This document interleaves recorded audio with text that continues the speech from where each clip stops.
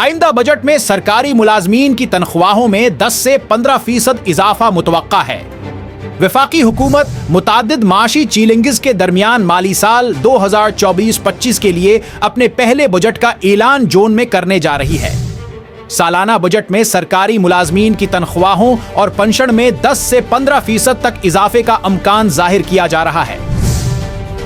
ताहम हतमी फैसला हुकूमतें वजारत खजाना की सिफारिशात का जायजा लेने के बाद करेंगी। अगर सालाना बजट में ये इजाफा मंजूर हुआ तो जुलाई 2024 से नाफिजुल अमल होगा।